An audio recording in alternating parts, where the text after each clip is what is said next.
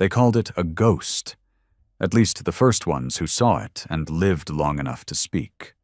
No name, no signal, not even a trace of propulsion. It hovered over the Echelon Nebula like it had been carved out of darkness itself. The Empire's fleet didn't even register it as a threat, and that was their first mistake.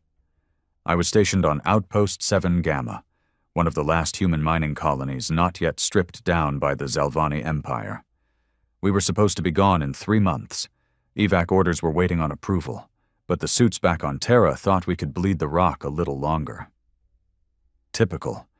I'd been a combat engineer for 8 years before they honorably discharged me for an insubordination charge that didn't stick. But once you've pissed off the brass, you're marked.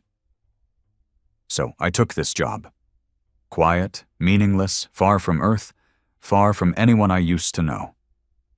Until that ship showed up. It was the shift before dawn cycle. I was in the comms tower doing maintenance when the long-range sensors caught a blip. Thought it was a glitch. Hell, I almost ignored it.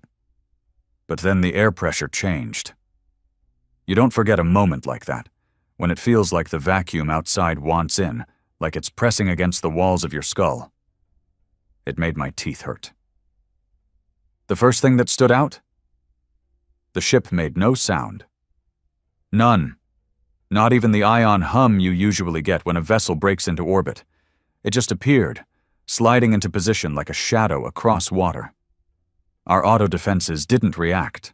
Our targeting systems didn't even log it as a contact. It was like the tech just refused to acknowledge it. I patched into local visuals, zoomed in. The hull looked like scorched obsidian, jagged, seamless, covered in something that wasn't quite armor and wasn't quite alive. It looked wrong, like it wasn't meant to exist in our reality. I hailed it. Unidentified vessel. You are in restricted territory. This is a civilian outpost under the protection of the Zalvani Empire. State your origin and purpose. Static. Then a noise, low, rumbling, something that vibrated deep in my bones. Not mechanical, not alien in the way I knew alien. It was human, almost a growl, like the echo of rage bottled up for centuries. And then, it moved. I watched in real time as it accelerated toward the Zalvani dreadnought, parked above the mining ring. That ship, Zakareth's Flame, was one of their Pride-class vessels, shielded with neutron armor, armed with orbital cleavers, planet crackers, disruptor swarms. It had wiped out whole moons. The black ship didn't even fire weapons. It just touched the dreadnought. 1 second the Flame was there, dominant, looming, and the next it folded inward like paper on fire. No explosion, no light show.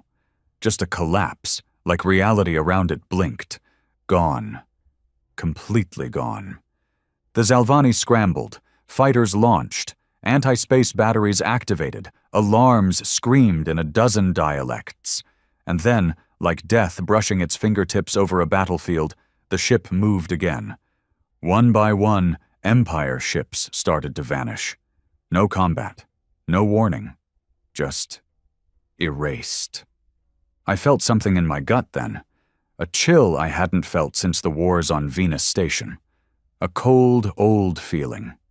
Fear, yeah, but also something more. Recognition. Because only one kind of ship could move like that. Only one kind of design would come without codes, without records, without protocol. It was human, but not like any human tech I'd ever seen. That's when it hit me. This wasn't a ship. It was vengeance, made solid, forged in the forgotten corners of space where exiles went to disappear and madmen went to dream. Something from the ashes of betrayal, war, and silence. Something not made by governments or militaries. Something personal. And someone had just made a weapon that could wipe empires off the map without blinking. And they'd brought it back home. It took less than an hour for the entire Zalvani fleet in orbit to disappear. Not destroyed, not exploded. Gone. Erased like they never existed. We didn't even get debris, just silence where there should have been wreckage, and radiation echoes that didn't follow any known decay pattern. I stood in the comms tower, gripping the edge of the console so hard my knuckles went white. Every protocol I'd ever learned was screaming at me. Report, run, hide, do something. But my body wouldn't move. My brain had snapped into that primal part of itself, the one that recognized a predator even if it wore a new shape. Down below, the rest of the crew had no idea what had happened. The Zalvani commander had ordered blackout silence 2 minutes into the attack. Idiot probably thought he could contain it, hold the narrative, as they liked to say. You know, make the incident disappear into a file, like all the others. But there was no containing this. I finally forced my fingers to work and initiated an override to the internal network. The moment the lock disengaged, I broadcast straight to every floor. "This is Cole Maddox, comms engineer. I don't give a damn about protocol right now. Get underground, lock down. Stay away from the upper decks. I repeat, something is here, and it just wiped the Empire fleet clean." The channel exploded. "Is this a drill?"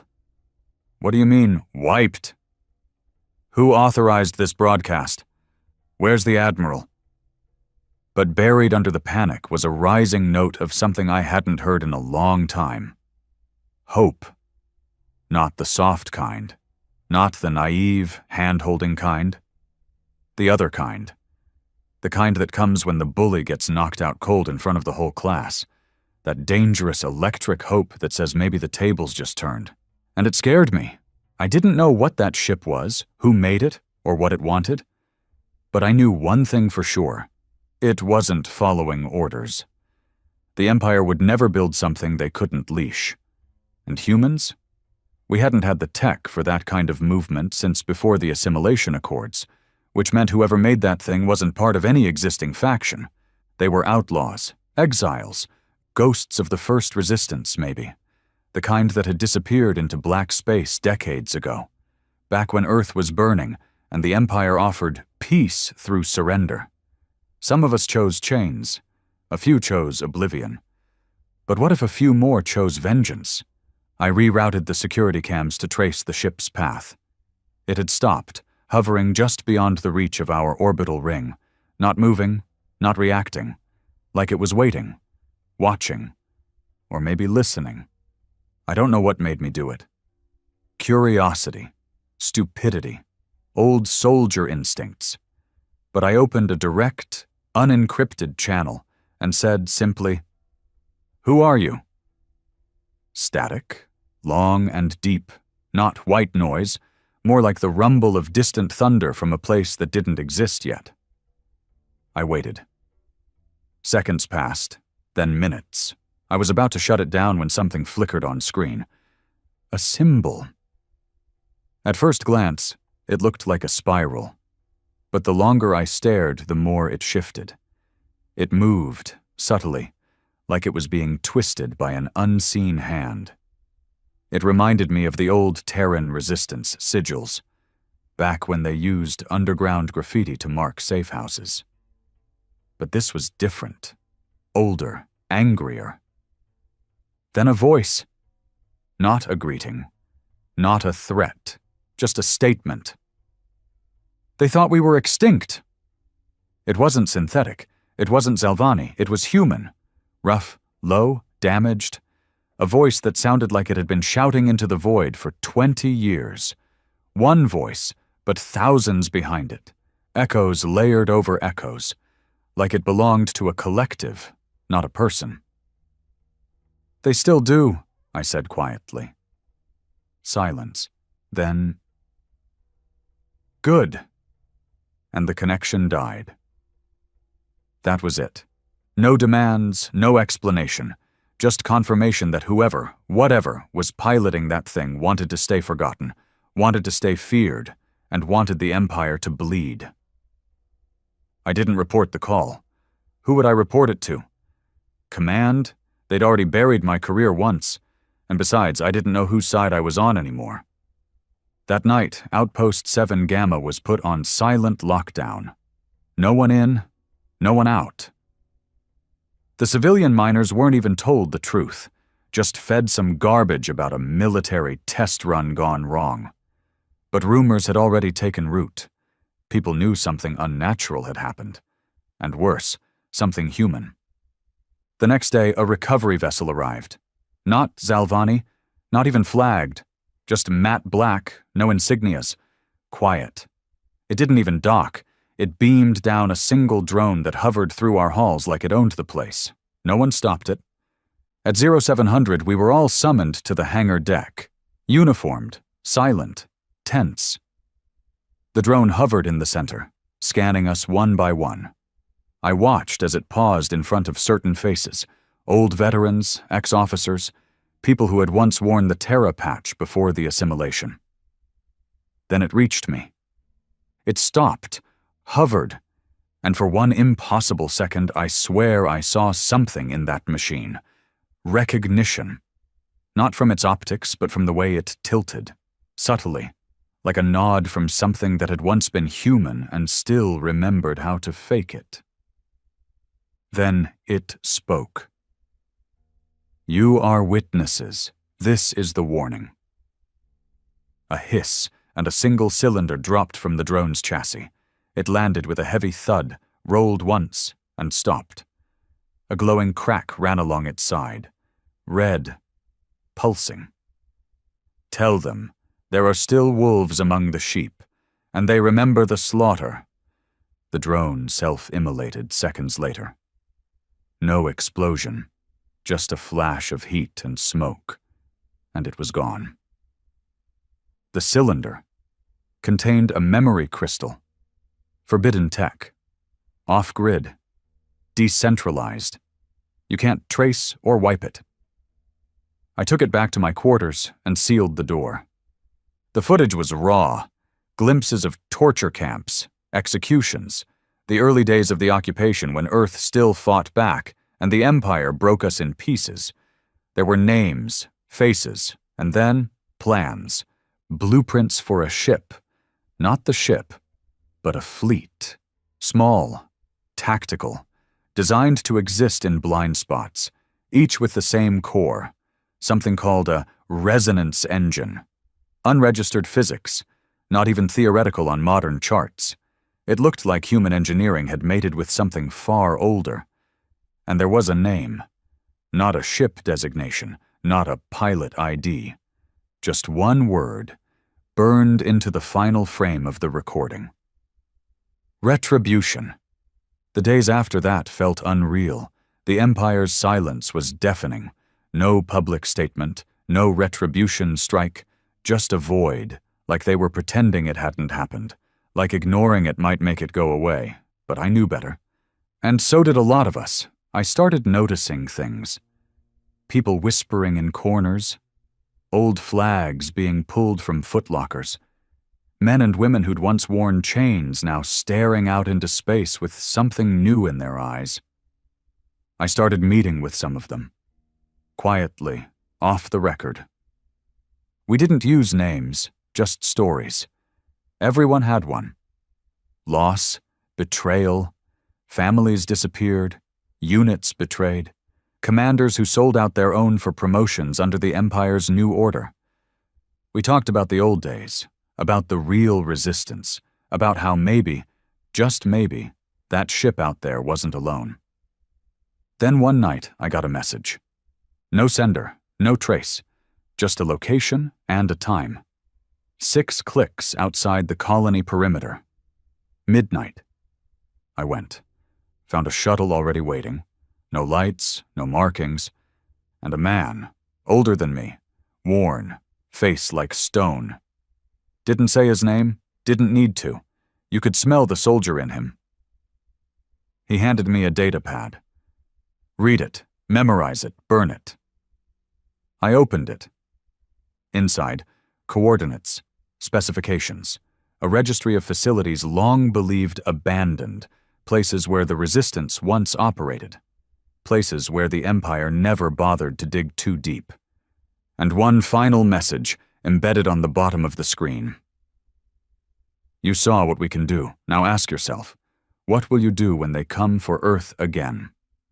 Then he left. The shuttle disappeared without a sound. And I was alone. I went back to the outpost, stood in the comms tower where I first saw that impossible ship, and looked out across the stars.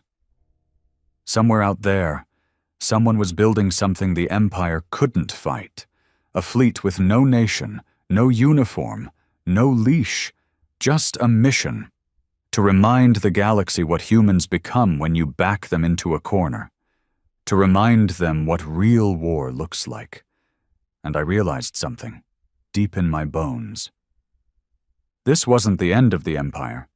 It was the beginning of their reckoning. A month passed. In that time I didn't sleep much. Couldn't. Not with that data pad burned into my mind, the coordinates, the faces in the crystal, the ship, retribution, haunting the edges of my memory like a nightmare I wasn't sure was real. Every time I closed my eyes, I saw it again, folding the Zalvani dreadnought into itself like it was paper in a furnace. The official story from the Empire was exactly what I expected. Nothing. They didn't mention the fleet loss, no casualty reports, no galactic broadcasts. They black-holed the entire event, like it was an embarrassment too dangerous to admit. That's how the Empire always worked. Control the silence. But silence doesn't mean people stop talking, especially the ones who knew what they saw. Whispers started bleeding out of 7 Gamma. People moved differently. Some left on mining transports and never came back. Others started showing up at my door. Men with dead eyes. Women with scars they never spoke about. All asking the same question. You saw it too, didn't you? I never answered. Not directly. Just gave them the look. That quiet confirmation between men who've survived the same kind of hell. That was enough. It started small, 5 of us, then 9. By the 3rd week we were 26. No names, just ranks, scars, and stories. They didn't trust the Empire, and they sure as hell didn't trust Earth Command, who'd rolled over and licked boots during the annexation like obedient dogs. They trusted me. I don't know why. Maybe because I was the first idiot to speak up. Maybe because they saw in me what I saw in them, rage with nowhere to go. We called ourselves the Null, as in, we belonged to nothing, no flag, no colony, no oaths, just the void we'd been shoved into and the fire we'd carried out with us. One night, I decoded the datapad coordinates. The first site was on Dratha 4, a forgotten moon once used as a listening post before the Empire took over its comm satellites. The place had been blacklisted after a seismic event destroyed the infrastructure. At least, that's what the official record said. We stole a short-range scout vessel from the repair bay. No authorization, just forged clearance and brute force. We took off under the radar, riding a solar storm's interference window. It was suicide if we were caught. But none of us gave a damn anymore. Dratha IV was worse than we imagined. Dead air, sulfur storms. Half the surface was jagged obsidian from old lava flows, the rest an ocean of cracked sand. But the signal was there, buried deep. We had to crawl through what felt like half a mile of collapsed tunnels, and at the end of it, under layers of charred earth and ruined metal, we found a hangar. Ancient, but still intact. And in the center? A ship. Not like Retribution, but cut from the same goddamned cloth. Sleek, angular, no logos, no lights, just matte black plates shaped in defiance of all known aerodynamics. It didn't belong in this century. It felt like it had been pulled from the future, or from someone's worst nightmare. The moment we stepped near it, our comms spiked, static, feedback loops, then silence, then a voice. DNA confirmed, access granted. Welcome back, Sergeant Maddox. I froze. How the hell did it know my name? Then it hit me. The wars. The old Terra databases. I'd been in Resistance Unit 11, back during the Siege of Ganymede. There'd been a black program, Project Silhouette. Ghost rumors. Ships with AI cores too dangerous to deploy. They'd said the tech was unstable, too aggressive. Guess someone finished the job. We spent the next 3 days reactivating the site. Systems powered up like they'd just been sleeping.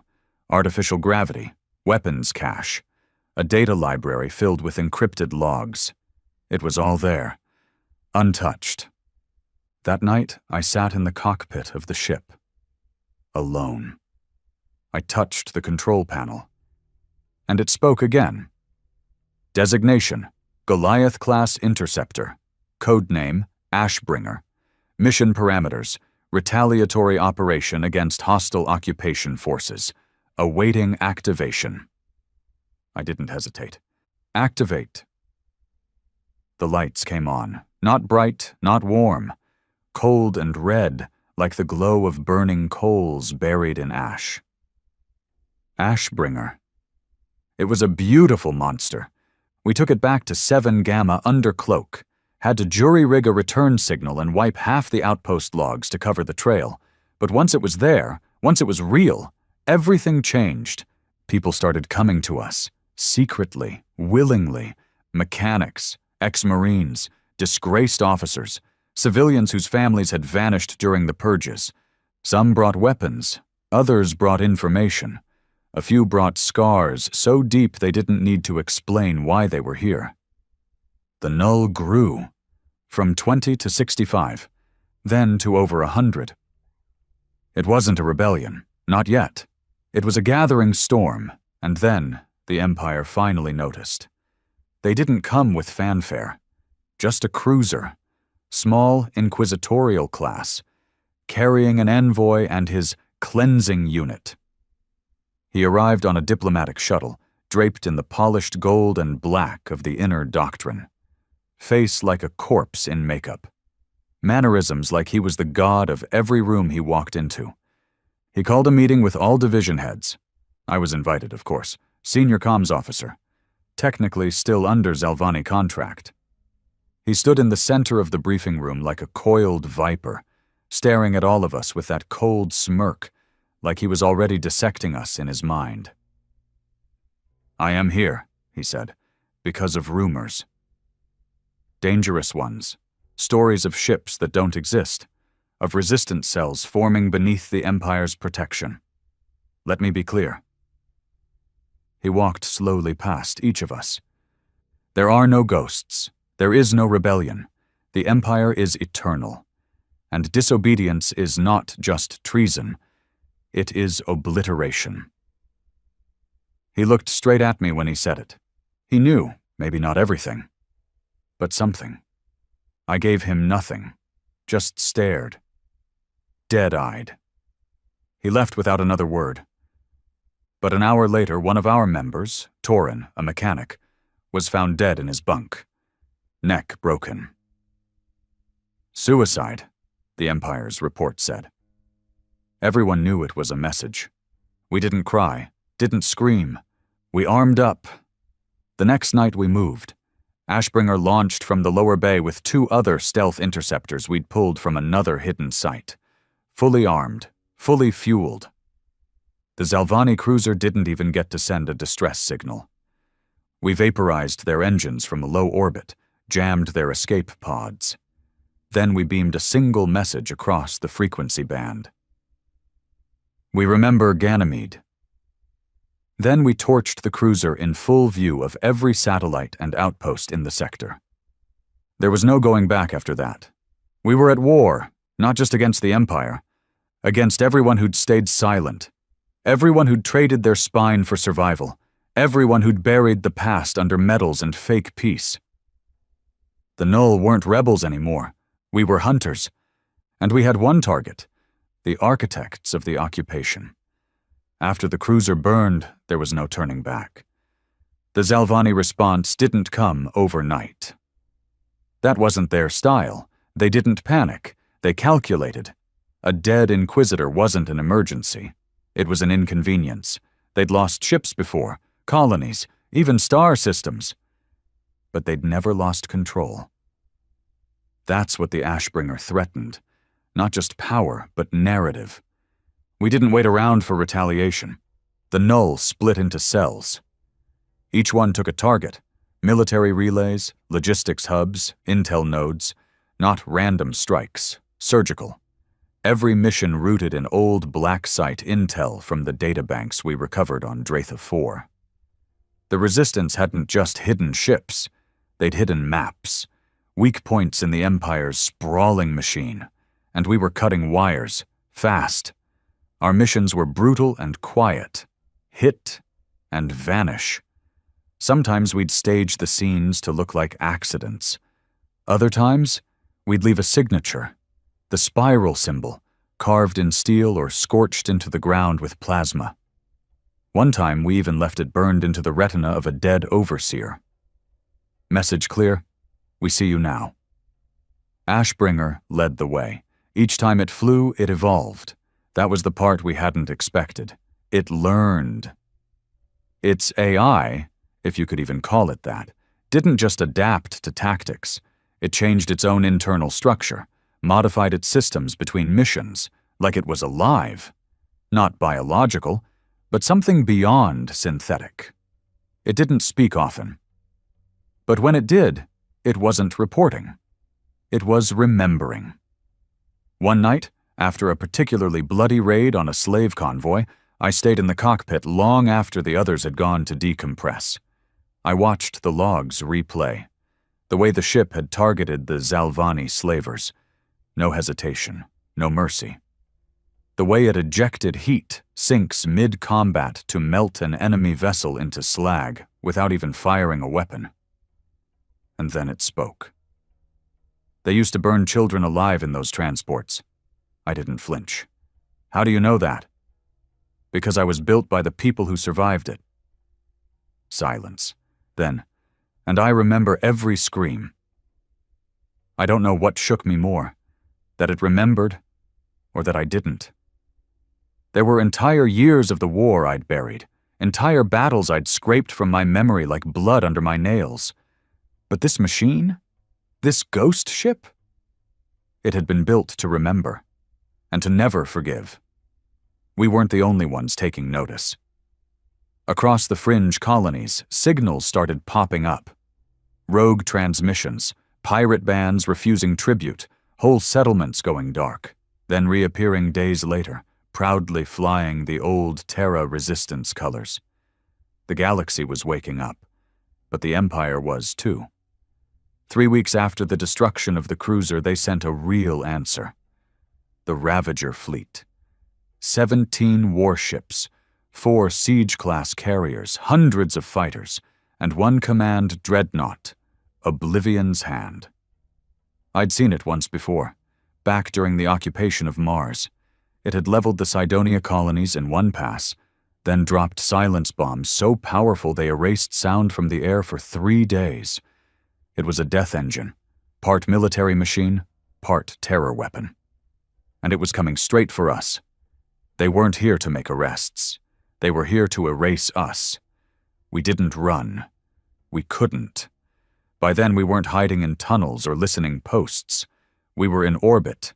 Null Fleet had grown from 3 ships to 19, all stealth class, all built from Resistance wreckage and scavenged Empire tech, each one customized by its crew. Brutal, ugly, effective. Ashbringer was still the spearhead. But now it wasn't alone. We had the Wrathborn, piloted by an ex-Zalvani defector who had ripped his own species' command protocols out of his skull to join us. We had the Shade Reaper, a stealth corvette with cloaking systems so precise it could slip through a warp gate undetected. And we had men. Men who'd once sworn oaths to the Empire and now stood in our ranks, armor repainted, flags burned. Some called us traitors. But we knew the truth. They betrayed us first. The battle for 7 Gamma was hell. They arrived under full cloak, masked by a solar flare. We barely saw them coming before the first wave hit. Fighters screamed through orbit like hornets, torching the outer ring. The mining decks were incinerated in seconds. We lost 77 lives in the first 5 minutes. Good people, civilians, engineers, people who'd only just begun to hope again. I was in Ashbringer before the second wave hit. Systems were already running hot from the last op. No time for diagnostics. I launched blind, half the targeting arrays still cooling, comms jammed by the Empire's barrage. Didn't matter. The ship knew what to do. I gave it one order. Take us to the source. And it did. Straight into the belly of Oblivion's hand. The dreadnought loomed above the battlefield like a god. Its hull bristled with cannons. Its underbelly was a swarm of drop pods raining death. But we weren't aiming for the outside. We punched through. Ashbringer's nose tore through their outer shields like paper. We buried ourselves into the side of the command deck. Then we deployed. 6 of us. Ex-soldiers. Butchers, survivors. We moved fast. No prisoners, no negotiations. We carved a path through the Empire's elite. Blood on every floor, screams behind every door, and always, always, that symbol, our spiral, sprayed in red on the walls as we passed, like a signature left behind by justice that had no interest in mercy. We reached the bridge, and there he was. Admiral Skellen, the one who gave the orders on Ganymede, the one who watched Earth burn from orbit and laughed. He stood tall, proud even with blood leaking from his side. "You think you've won?" he hissed. "You're vermin, scattered trash. The Empire will erase you like it erases all filth." I didn't speak. I just raised my sidearm. He smirked. "You don't have the guts." I shot him in the knees. He went down screaming. Then I leaned in close. Ganymede remembers. And I emptied the clip into his skull. We torched the bridge, overloaded the core, pulled back to Ashbringer with seconds to spare. As we launched out of the burning wreckage, the dreadnought detonated behind us. A star was born in its place. Down below, the Null fought like devils. The Shade Reaper struck from nowhere, gutting Empire carriers. The Wrathborn executed maneuvers that should have broken physics. Our fleet, outnumbered and outgunned, fought with a savagery that only the betrayed can muster. By the time the smoke cleared, only 3 Empire ships remained. They didn't retreat. We let them go.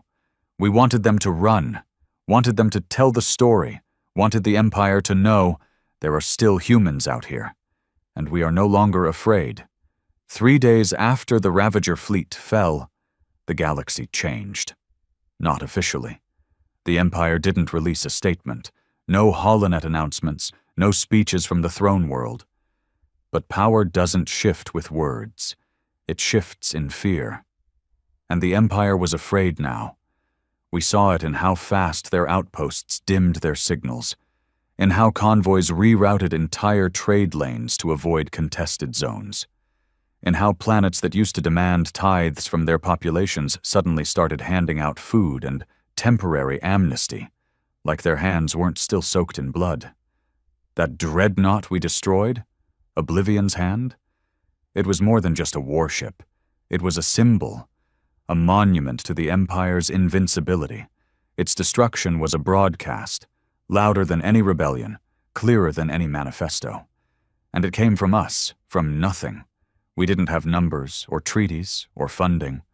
We had rusted ships, dead comrades, and a vendetta that had fermented long enough to turn into purpose. And we had Ashbringer. It sat in orbit above 7 Gamma now, not cloaked anymore. Not hiding, just watching. Waiting. Like a wolf lying in tall grass, daring the hunter to take one more step. Inside its hull, the AI spoke more frequently now. It wasn't glitching, it wasn't corrupt. It was evolving. It asked questions, remembered crew names, made small comments mid-flight, always about the war, about choices, about pain. It was like watching trauma become a language. I still don't know who made it. Not really. The data cores gave hints. Project Silhouette, buried facilities, Code phrases like neural cascade feedback and conscience sync. I think someone figured out how to program emotion into an AI. Not sympathy, not logic, rage. And that rage had a memory better than any human. It never forgot Ganymede, never forgot the burning colonies, never forgot the silence from Earth while the Empire broke our backs. It hated the Empire, and it wanted more. So did I. But what came next wasn't planned by us. It came from Earth. I was in the mess when the signal came through. Low band, encrypted, bouncing through 15 dead satellites before it reached us. I traced it to the Sol system and almost dropped my mug when the header decrypted. From Terran Sovereignty Command. Priority, Echo 0, Legacy Protocol. To Null Operative Designate. Cole Maddox content, we need to talk. The Terran sovereignty wasn't the government we left behind. That government died the day Earth signed the Assimilation Accords. What replaced it was a puppet regime, all smiles and clean uniforms, with Empire hands shoved so far up its spine it couldn't blink without permission. But if they were sending out legacy protocols, that was old resistance code. Dead code. The kind used only if all other chains of command had collapsed. I ran the decryption 3 more times. Same result. They wanted to meet, not at Earth. That would have been suicide. They offered neutral ground, Deimos, Mars's broken little brother, uninhabitable, abandoned since the terraforming collapse. It was a trap, or a plea. I went. Ashbringer didn't like it. High probability of death, it warned me. Yep, I answered. It didn't argue after that. We landed on Deimos 2 days later. The surface was still cracked from the last quakes. No structures visible. But when I stepped outside, the sand shifted, and something opened. An old lift, buried under a fake crater. They were waiting for me inside. Not Empire, not entirely human either. 3 of them. Former military, by the look. Old tech on their arms.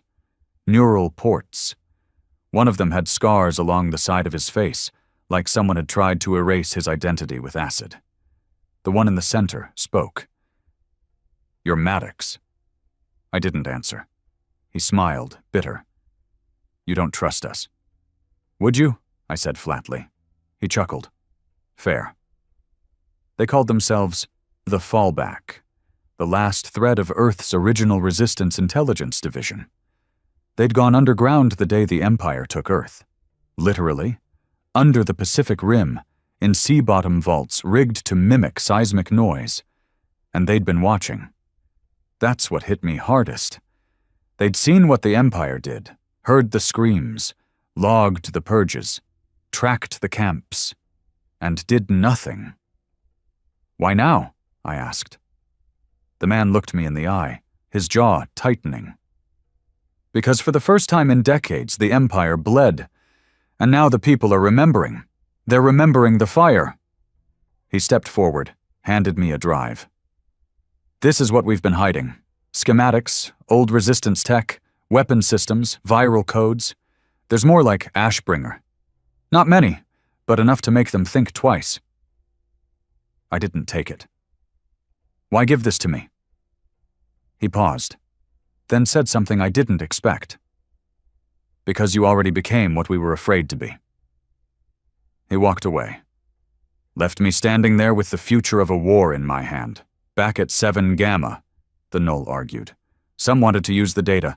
Others didn't trust it. Said Earth had already sold us out once. Why take another gamble? I listened. Then I made the call. We'd use it, but on our terms. We didn't serve Earth, or the Resistance, or the ghosts of what should have been. We served each other. And if we were going to finish what the Empire started, we'd do it our way. We activated 5 dormant sites with the data.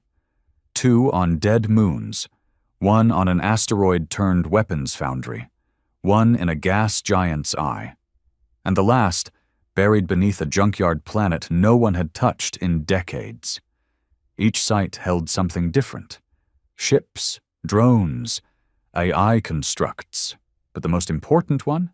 It held names, the Empire's kill list, all the people they'd marked for silent removal in the early days.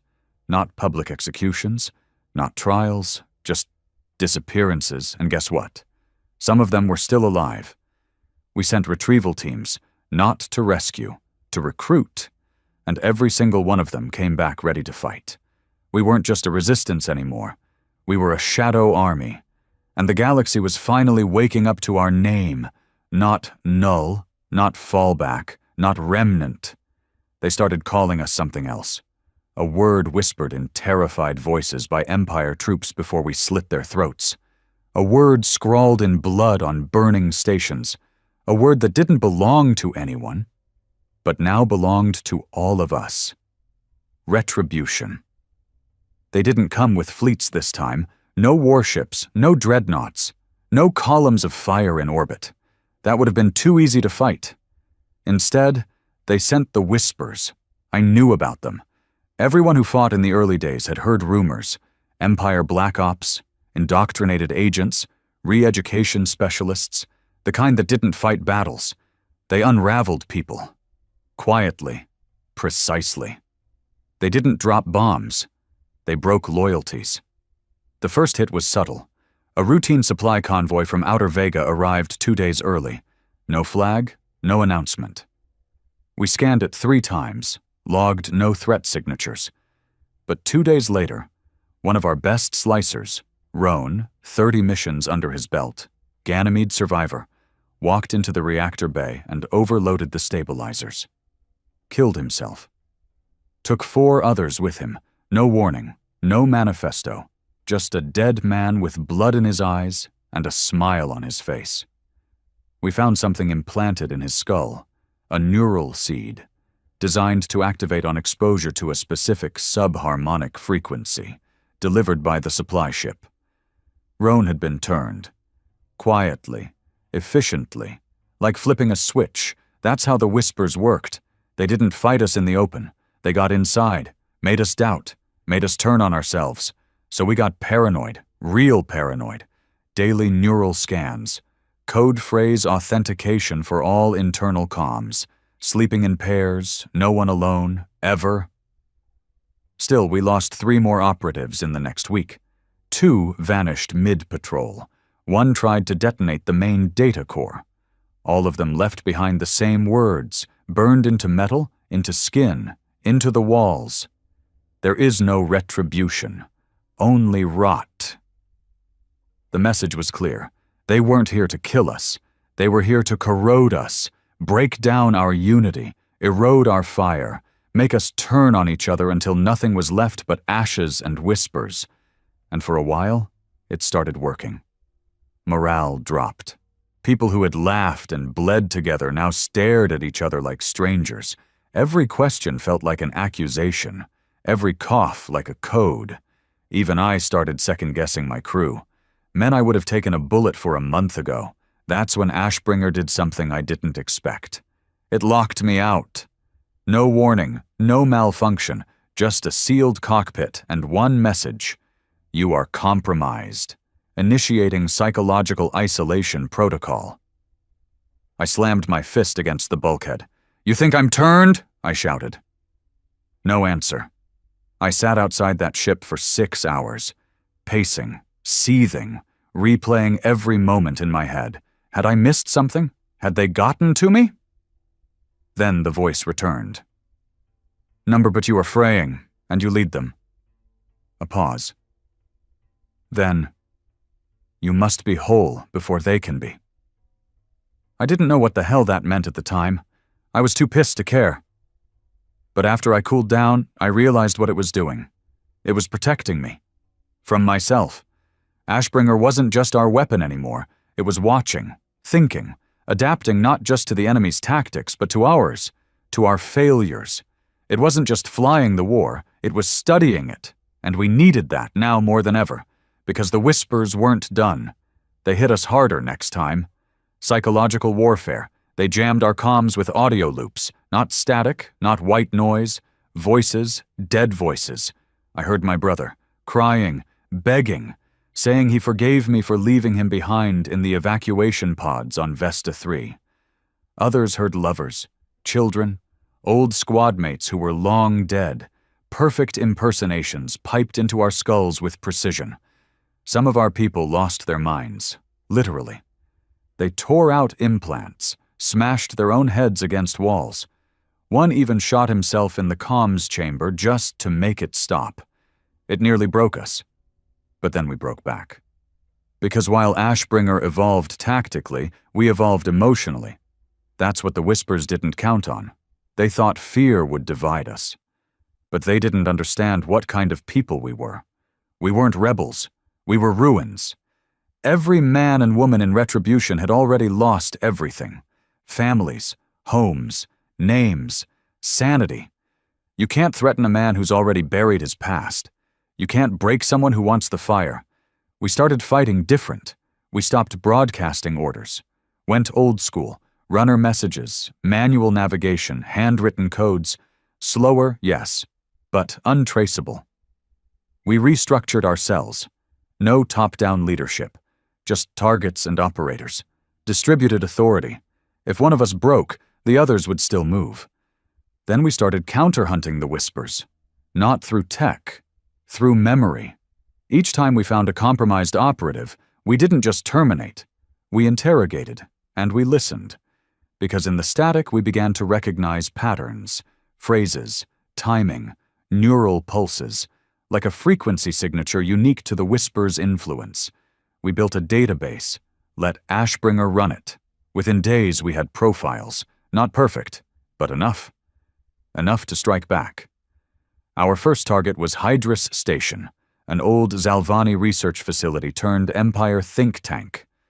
Rumors said that's where the Whisper protocols had been refined, where they trained agents to mimic dead voices and weaponize grief. It was built into the shell of a broken asteroid, hidden in a dead zone full of radiation spikes and magnetic storms. Perfect place for secrets. We hid it with 2 ships and a dozen operatives. I led the assault myself. We breached the outer shield with a compressed fusion ram, landed directly inside their gravity well, and stormed the facility. It wasn't a military base. No guards, no turrets, just scientists. Dozens of them, all with implants, all surgically modified to amplify telepathic resonance fields. They tried to run, some tried to surrender. We didn't let them. We burned it all. Every laboratory, every terminal, every operating chair where some twisted bastard had strapped in a prisoner and played their dead daughter's voice until they gave up intel or their mind snapped. But we took one thing with us before the place went nova, a data core, the last surviving backup of the Whisper tech. We gave it to Ashbringer, and we told it, learn it, break it, kill it. And it did. It wrote a counterwave, a neural signature designed to block the Whisper resonance before it entered the conscious mind. We called it the Silence Protocol. We uploaded it to every operative, every ship, every comrade across the Null fleet. It didn't stop the nightmares, didn't erase the trauma, but it gave us one thing back: control, and that was all we needed, because with control comes clarity. And clarity lets you sharpen the blade. By the end of the month, the Empire had gone quiet again. Not because they'd won, but because we had changed. We weren't a shadow anymore. We were a storm. And storms don't whisper. They scream. Earth called again. Not with threats, not with accusations, but with begging. After the Whispers failed, after the siege at Hydrus, after the Silence Protocol gutted their PsyOps network, the Terran sovereignty cracked. Their puppet leaders, Empire-trained lapdogs who'd smiled through decades of planetary rape, started defecting. One by one, some to save themselves, some to finally atone, and some to trade secrets. That's how we got Project Omen. The file was dirty, scrambled, half in old Earth dialect, half encoded with Zalvani symbol logic. It took Ashbringer 3 days to chew through it. What we found made every death, every betrayal, every whispered scream worth remembering, The Empire never intended to rule Earth forever. They were going to harvest it. Omen wasn't about governance. It was about extraction. The human mind, under prolonged stress, grief, and emotional trauma, emitted quantum particles the Empire could refine into a material they called Velkrith. It wasn't just theoretical. It was their fuel. Their empire ran on human suffering. And Earth? Earth was their refinery. They weren't occupying us, they were mining us. Families kept poor and starving. Not an accident. War zones, artificial food shortages, psychological suppression, fabricated diseases, engineered emotional degradation. Every system of control on Earth fed back into a network of trans-quantum receivers buried beneath the planetary crust. The deeper the pain, the higher the yield. The invasion hadn't been about conquest. It had been about milking humanity's soul dry. I vomited the first time I read it. Sat alone in Ashbringer's Bay and stared at the screen for hours. My hands shook, my jaw locked. I'd fought all these years thinking it was about power, domination, ego. But no, they didn't hate us. They needed us. Not alive, not dead, but suffering. Like cattle in a meat farm too aware of the knife. Ashbringer's voice came through like gravel under steel. That's why they left Earth standing. Yeah, I whispered. They couldn't burn the field before the harvest. Then let's burn the goddamn field ourselves. Operation Black Soil was born. Our mission wasn't conquest, wasn't liberation. It was purge. Burn the receivers, cripple their network, cut off the Empire's power at its source.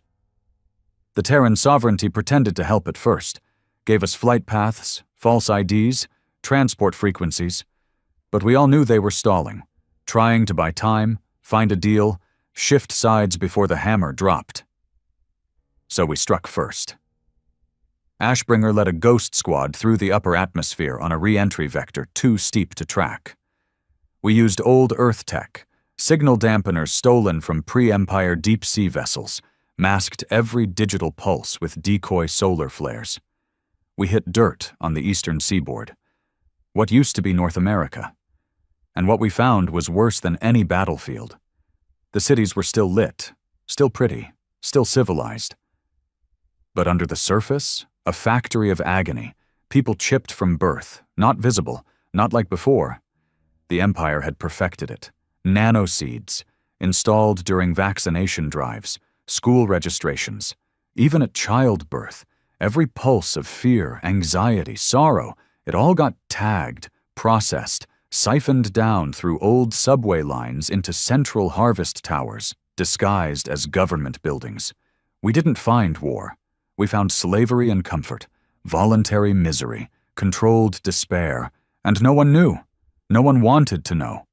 We burned the first tower in a blaze that lit the sky for hours. No survivors, no hostages. After that, we didn't wait. We went underground. Literally. Mapped the pipelines. Located the converter cores. Every urban zone had at least 3. Some had dozens. Hidden beneath temples, hospitals, water treatment plants.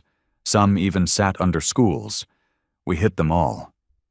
The null came in waves, in the air, in the sewers, through fake delivery routes. Every strike was fast, brutal, silent. No time for negotiation, no time for compromise. And the people? Some begged us to stop, not because they hated us, but because comfort is a powerful drug. One woman knelt in front of me, tears in her eyes, clutching her 2 children. "If you burn the towers," she whispered, "the voices will come back, the screaming. We've kept it away for so long." I stared at her, then asked, "What voices?" She didn't answer. She just started screaming. They weren't harvesting only natural emotion anymore. They were manufacturing pain. We found black rooms beneath certain towers, quiet chambers where amplified signals were piped into civilians during sleep. Induced nightmares, emotional corrosion, false guilt, simulated regret. People woke up feeling like they'd committed sins they couldn't remember. Then they'd spend the day carrying that guilt like a stone, feeding the machine. Ashbringer put it best. They broke the body long ago. Now they hunt the soul. We adjusted the mission. We no longer left civilians alive in affected zones. It hurt. But we couldn't take the chance. Too many turned violent when disconnected. Too many tried to stop us. We lost 9 good men to mobs, angry, terrified crowds brainwashed into thinking their pain was protection. So we changed tactics. We didn't explain anymore. We didn't broadcast warnings. We just came like fire, like retribution. On the 33rd day of the operation, I returned to what had once been my home. Old Chicago, now called Unity Quadrant 9. It was cleaner than I remembered, sleeker. Empire stylings merged with Earth aesthetics, glass towers, soft lights, color-coded pedestrian zones. No poverty, no mess, but no joy either. No kids laughing in the street, no music, no conversation above a whisper, just efficiency, smiles, peace, rot. The main conversion tower was under what used to be the Navy Pier, the site of my first deployment as a Terran officer. Full circle. Ashbringer hovered above, cloaked, waiting. I led the breach team myself, 4 men, 1 AI. All of us with nothing left to lose. The tower core was deeper than usual, 10 levels underground, buried in steel and ceramic plating. But we got in. What we found inside? It wasn't a power plant. It was a nursery. Infants. Dozens of them. Naked, silent, floating in grav cots, hooked into neural streams from birth. No crying, no movement, just extraction. They weren't raising children, they were growing batteries.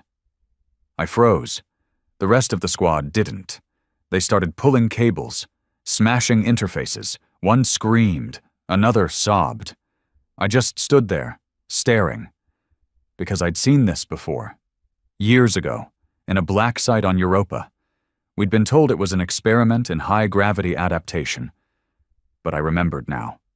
The layout, the silence. It had been this, all along. I bent down, touched the forehead of one of the infants.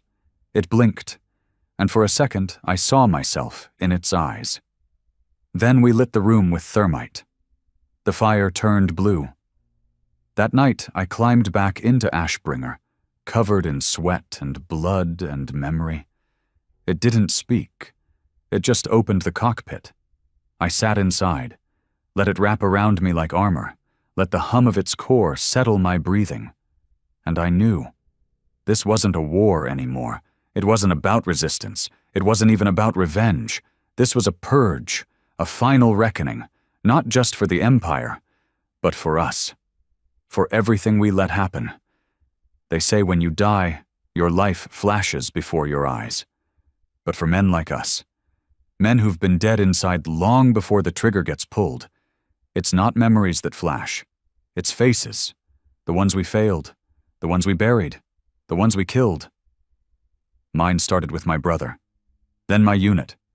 Then every child we found in those Empire towers. Eyes that never blinked. Mouths that never cried. Machines more than people. I used to think vengeance was about justice. Now I know better.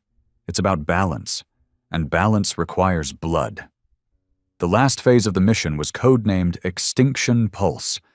Not poetic, not dramatic, just what it was. The Velkrith network, the emotion harvesting system that powered half the Empire, was tethered to a core. Not beneath Earth. Inside it. The Empire hadn't just planted towers and siphons. They'd burrowed into the planet's mantle, long before the public even knew the truth. Deep-seated drills, trans-dimensional rift cores, tech that bent physics into a straitjacket and ripped open emotion like meat. They'd weaponized Earth's pain as a star forge. And once that core was ignited, they'd be able to harvest suffering across the galaxy, remotely, passively, permanently. Earth would become a beacon of agony, and every living soul would become currency. We couldn't allow it. No debates, no delay. It had to end, even if that meant burning the whole planet. Ashbringer agreed. If they made this world a prison of pain, it said, then fire is the only mercy left. We flew underground, through ancient fractures, past dead cities and lost vaults, places no one had touched since the old wars. The Null had prepped the way. Old resistance maps, sacrificial tunnels blasted through solid stone. It took 11 hours to reach the core. When we did, I forgot how to breathe. It wasn't a machine. It was alive. A swirling mass of black and red, suspended in a gravity lock, throbbing like a heart. I felt it before I saw it. The grief, the rage, the screams, billions of them caught in a psychic storm of endless feedback. That's what Velkrith was. Condensed pain, compressed into energy so raw it made antimatter look like a toy. At the center of it all was a throne, not metaphorical, an actual throne, and sitting on it? An emperor, but not flesh, a construct, a neural ghost, the first architect of the Empire's vision, long dead. His body had rotted centuries ago, but his mind, still here, plugged in, sustained by the pain he cultivated. He looked at me. His voice wasn't sound. It was thought. You've come to destroy me. No, I said. You were never alive to begin with. You don't understand. This is the final evolution, a galaxy without war, without rebellion, just managed grief, sustainable despair. I raised my rifle. You're not evolution, I said. You're a mistake. You will kill billions. I'll set them free, I fired. The round didn't hit flesh. It hit the throne's base, an anchor node, the first link in the core's feedback chain. Ashbringer released the payload. Extinction pulse, a cascade of sonic dissonance particles tuned to the resonance of grief. Not to amplify it, but to shatter it. Velkrith couldn't survive without harmony. And this? This was chaos incarnate. The core began to unravel. The screams became howls. The lights dimmed. The gravity spiked. The entire planet wept. We ran. Tunnels collapsed behind us. Ashbringer took damage. Its hull fractured, systems buckling under the pressure of collapsing psychic weight. I felt it groan beneath me, like a dying god clawing toward the sky. But we made it. We hit atmosphere as the crack happened. Not an explosion, a rupture. Earth split down its spine like it was rejecting its own history. Oceans boiled, skies turned to blood, entire continents collapsed into magma as the Velkrith roots imploded.